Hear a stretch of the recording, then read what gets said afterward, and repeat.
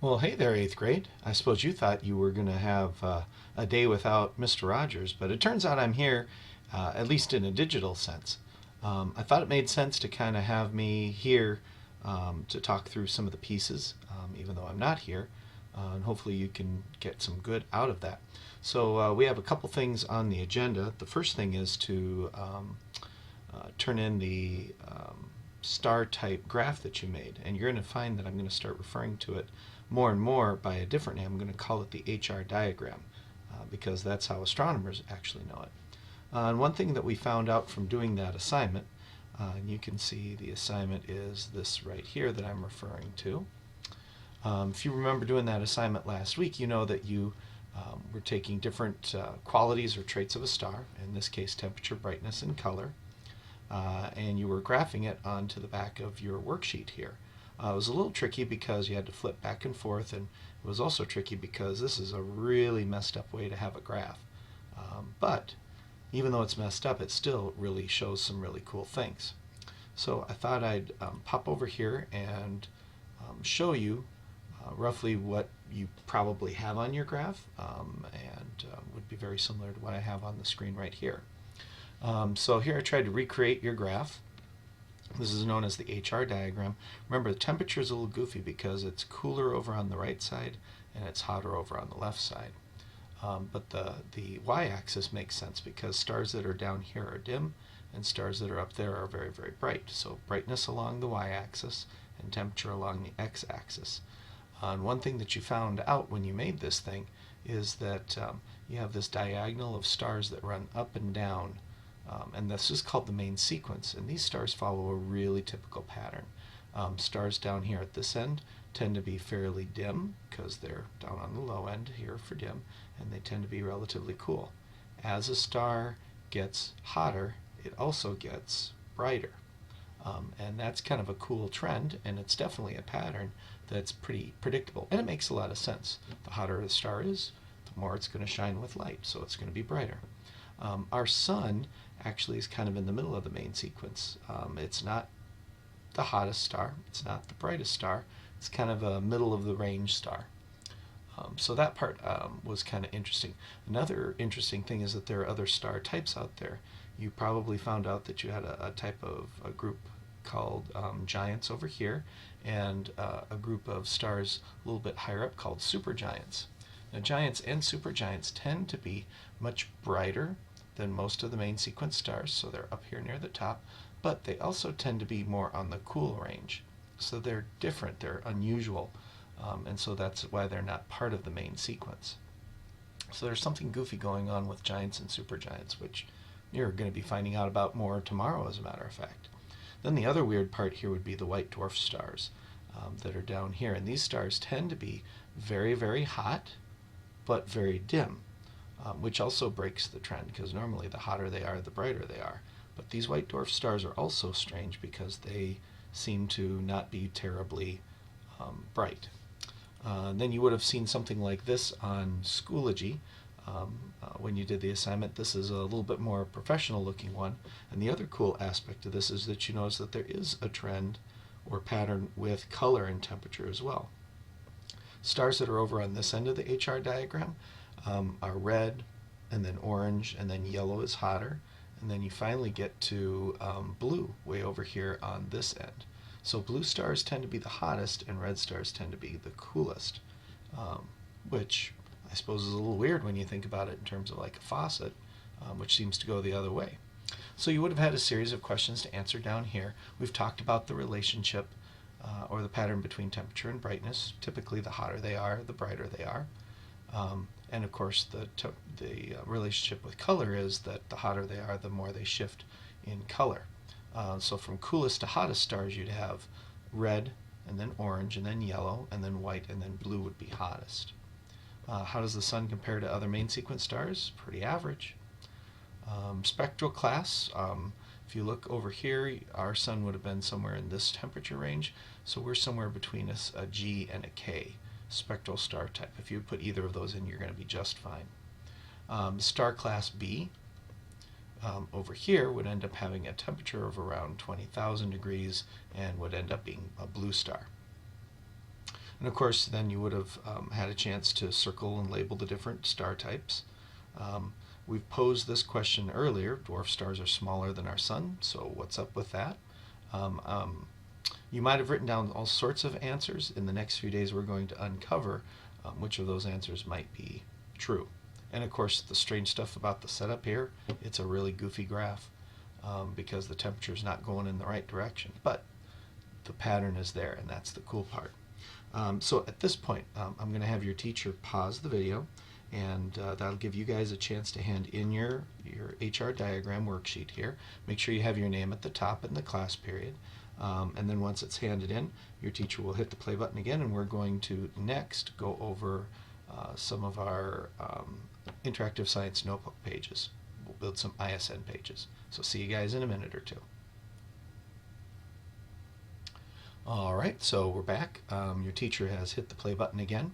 And so we're going to start building in a few new pages in the ISN for star stuff.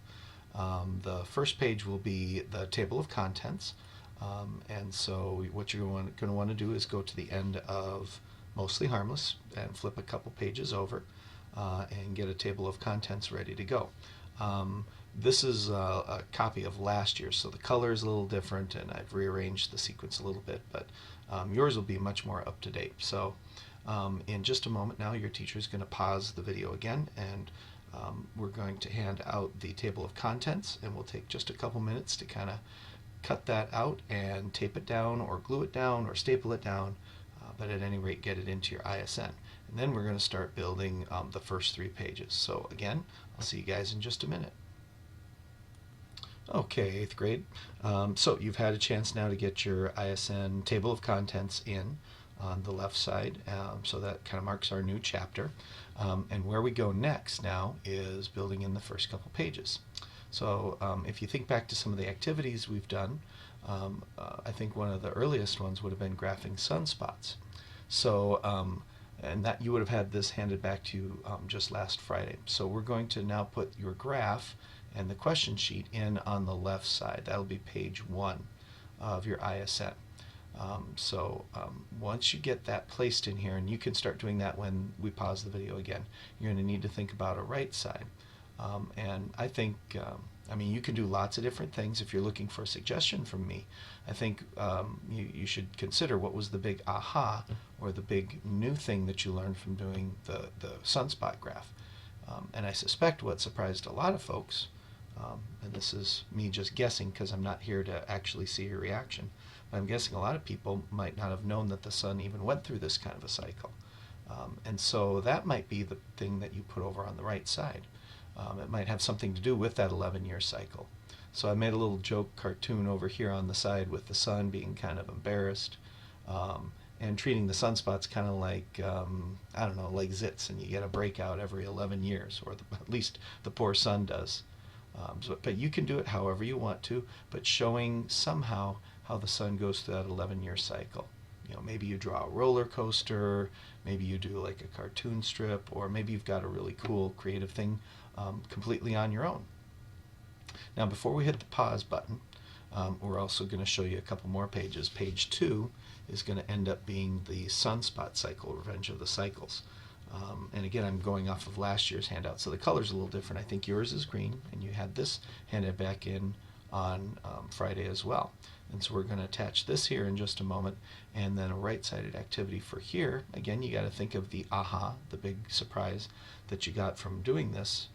And again, I'm not here, but I'm guessing that a lot of folks might have been surprised at just how the sun really does impact the earth.